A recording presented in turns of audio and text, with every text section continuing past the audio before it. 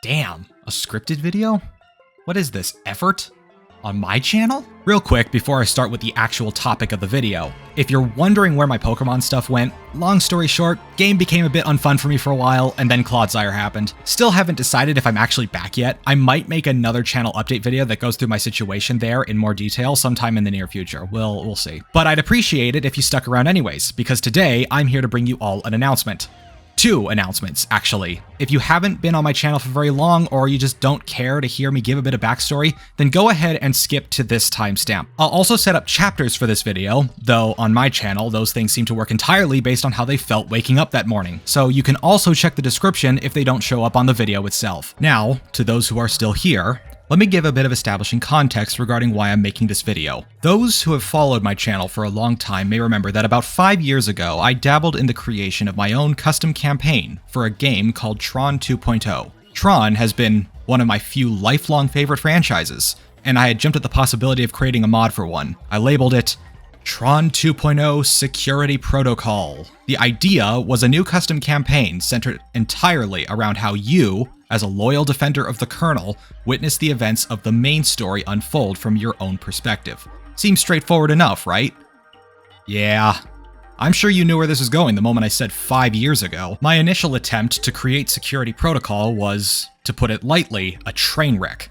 Not only was it completely disorganized, fueled by a 2-month hyperfixation phase rather than an actual passion, it turned out to be an extreme case of jumping the gun. I just ran headfirst into it, thinking I'd be able to figure it out as I went, only to immediately be humbled by the fact that every single tool provided to me was A, ancient and stuck in flashbang light mode for the rest of time, but also B, extremely poorly documented. The fact I released TRON 2.0 startup sequence and then somehow thought that was an accomplishment is just a bit sad on my part. Because at the end of the day, it was literally just a texture swap that changed the fonts of the names in the opening credit sequence, with one panel specifically rearranged to add LDSO's credits onto there as well. That's about as impressive as changing the color of your hair. It's tedious, but it's not hard. And sure, there were other, greater real-life factors that deterred me from continuing Security Protocol at the time that I do not feel comfortable elaborating on. But when you add up all these things and look at the bigger picture, you'd probably come to the same retrospective conclusion I did, which is that if I tried to stubbornly keep pushing through all this crap just to get something out the door, I would have basically either dropped dead or created something that would make Hunt Down the Freeman look like it deserved Game of the Year. So ultimately, I'm glad I didn't go through with that. It's not something I would have been proud of, and I definitely don't need any more things like that weighing on me later in life. I got enough of those already. I go to therapy for a reason. So I dropped it and proceeded to spend the entirety of the pandemic and then some being the most productive man on the planet.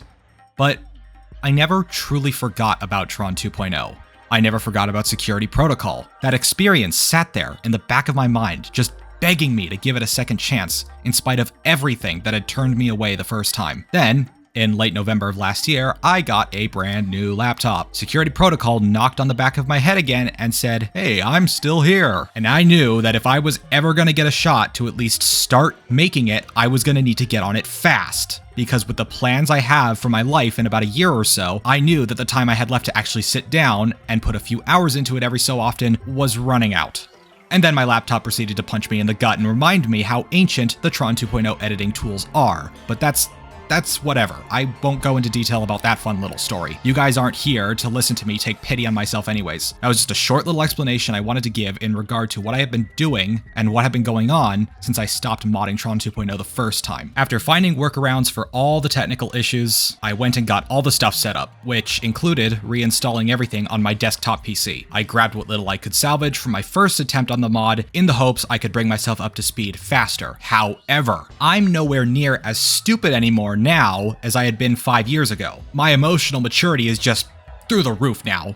Obviously, I almost immediately realized that this wasn't going to be something I could just ram myself into until it bent to my will. Doing so would have not only negatively impacted my mental state, but it also would have very likely shown in the final product, which is the last thing I would want for a passion project like this. No, I finally knew that in order to see this project through to its end, I was going to need to light up a damn lantern, get out a pen and paper, and actually create a map of the forest, so to speak. No more sidestepping the issue. I'm taking the documentation head on. This brings me back to the titular announcements that I have today. 1. Tron 2.0 security protocol is 100% still alive. I have a rough idea for how I want the story to go, and I've been refamiliarizing myself with all of the modding tools for a while, slowly but surely getting to the place where I want to be in order to start creating actual environments. However, this does not mean that I'm going to start it immediately right now. At the end of the day, this is a totally new campaign, which requires me to be able to understand the game inside and out. This pretty much entirely hinges on my second and more important announcement, which is that I am making it my mission to document as much about the game and the modding tools as I reasonably can, because I refuse to join the ranks of Tron 2.0 modders without ensuring that someone else after me can do the same without going through all of this bullshit. Now, this commitment is still in its early stages. Most of my effort over the last few months has been focusing on the game's attribute files, which are text documents that would probably be the closest we're going to be able to get to manipulating the game's source code. There's stuff in here to modify AI behavior, HUD menu layouts, animations, music, and a bunch of other stuff. It is a monster of a file set, and I can only say I may be somewhere around 65% done with it. And that's if I include the files in which I only added a short description saying that they're unused. But the reason why you're seeing this video now and not 3 months ago is because I wanted to have at least something to show for the work I've done so far, to show you all that I've actually tried to do something rather than do basically nothing and try to pass it off as something. And I did all of this for one particular reason, because I now want to turn to the wider Tron community and send my voice out to whoever will listen. I know it's unlikely that this video gets very far, but if anyone out there has just a bit of time to spare and enough interest to participate, I would immensely appreciate your help in getting through this endeavor. You don't need to become a dedicated Tron 2.0 modder or anything like that. This isn't me trying to start a new Tron 2.0 modding community right here on the spot. But it's kind of like how when we humans usually go explore the unknown, we almost never try to do it alone. It's usually a team of explorers. Unless your name is Indiana Jones or something, or Lara Croft. Now, before going on, I just want to make my stance clear on something that a few of you have probably typed up a big fat comment about, which is about how this is a pointless endeavor and that I'd be better off making a standalone Tron fan game with different tools entirely. And I won't even try to pretend that you'd be wrong. Yes, in a majority of cases, people would be way better off just leaving this old, poorly designed infrastructure alone. Tron 2.0 is an archaic beast, built on an obsolete video game engine with a few outright anomalies shoved into it for no reason. It can be really hard to look at this and say that it's worth all of the effort of figuring this out just to be able to actually use the Tron IP for a fan project. After all, the whole being inside the computer visual style that Tron possesses is very easy to take inspiration from without crossing the line into copyright infringement. But for me, it's more than that. If I look at the ModDB page for Tron 2.0 right now, I see 3 entries. One more in the add-ons page, and it's actually relatively recent, which is awesome to see. And sure, there are a couple more on Tron FAQ's website that LDSO is responsible for, but that's it. Mind you, this is the only Tron game that even gives its players a semi-official way to actually get started with modding. Now, I've heard that we're only now starting to get around to having a way to crack open UE3 games such as Tron Evolution, which is great and all, but that's not an official tool, so I'm hard-pressed to say that counts. So when I look at the ModDB page for what is effectively the only truly moddable Tron game, and I look at the size of the wider Tron community, it genuinely saddens me to know I can count the amount of mods/add-ons for this game on 2 hands. And sure, back when the game first came out, a lot of dedicated folks were able to put together some masterfully crafted multiplayer maps, but they're all in just one map pack add-on managed by LDSO now, and even then, they're stuck in multiplayer, which makes enjoying them really hard unless you can find a buddy that's willing to indulge you for a while. Like Tron FAQ, I think Tron 2.0 deserves way more than it got. It's a great game, and I think it deserves to be expanded on by way more people. We're literally a community that centers at least partially around our love for computer games and finding out what goes on inside our computers. But because the bar of entry to mod this game is so unnecessarily high, most people just want to create a standalone, or they just don't bother altogether. And that right there is what I want to change. Because I can say with relative certainty that for as long as the game's documentation remains somewhere between half-assed and non-existent, that bar of entry will continue to be way beyond most people's well, maybe not their skill level, but certainly their tolerance level. So that's why I'm doing this. Because if nobody else is going to do it, then god damn it, I will. And I want to open my doors to anyone that would be open to helping achieve that goal. There are two major phases planned for the project. The first is to put as much information as possible onto my GitHub repository for all work related to the development of TRON 2.0 security protocol. I've already begun doing this with the smaller attributes files, as I've stated before. Larger ones, like the layout file, are getting their own page because of how damn massive they are, with the only exception being animations, which is getting a page to itself because Monolith thought it would be funny to split the animations into like 18 different files. Once I'm done with the attributes, I plan to make an overview and breakdown of the game's directory structure, and then a description of what the programs provided with the TRON 2.0 editing tools actually do. This order may be subject to change, and I may find different things I need to document in addition to what's already here, but until that happens, this is what the plan looks like at this exact moment. The second, and more complex step, will be to then transfer that information onto an actual wiki. This is going to go one of two ways. The first is that I gather all the information up into a neat little data snowball and then hurl it at the very bare bones and unfinished TRON 2.0 wiki on Fandom. But that's not what I consider to be the ideal way to go,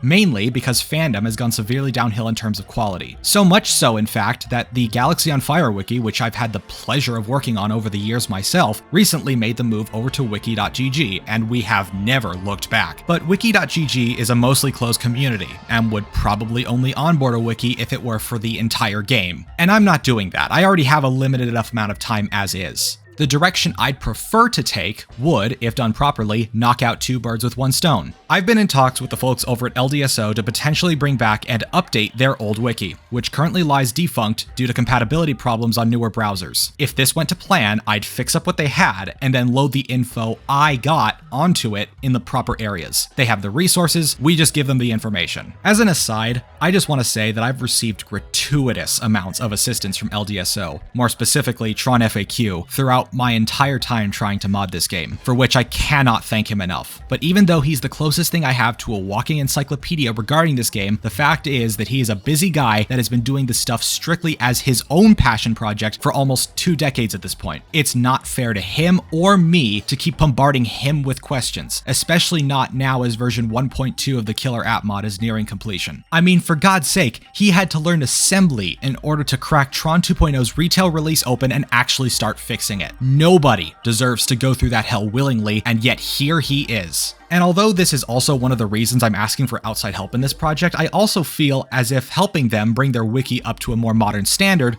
would be the best way to give back to them. As you can imagine, I'm expecting this to take quite a while overall. There is simply no way of doing this that is both thorough and efficient. If there was, it probably would have been discovered by now. But once it's all over, I'd finally be in a position where I would feel confident enough to resume development on TRON 2.0 security protocol itself. And from there, well, who knows? Now, to those of you who got to this point in the video and have heard me yap on and on about stuff you don't actually care about, then I apologize for wasting your time. However, there is one thing I'd like to leave you all with as thanks for hearing me out. You know how the TRON 2.0 soundtrack is scarcely available here on YouTube? The only uploads of it all come from one guy 13 years ago who himself complained that the music wasn't easy to upload in his video descriptions. Well, I'll save you the trouble explaining why that is, and just say that today I'm proud to present a majority of the soundtrack, now available at source quality and given the same 15-minute loop treatment I'd given to the other soundtracks I've posted up until this point. It's not everything, but I do plan to add more to it at a later time with more non-loopable songs like the cutscene music. What I have now will be made public over the course of the next month, with one video going public per day. The future editions will be made public as soon as they're available.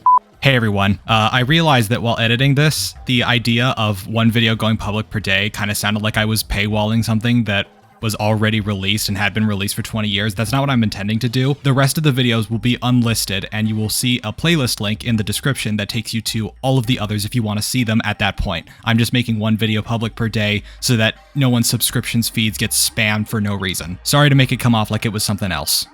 So go ahead and give it a listen.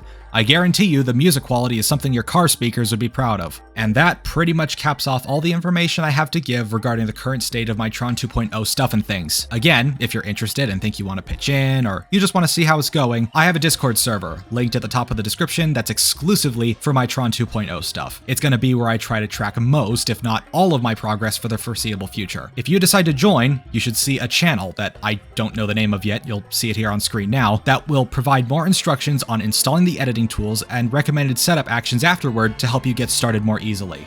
Thank you for watching, and hopefully I'll see you around.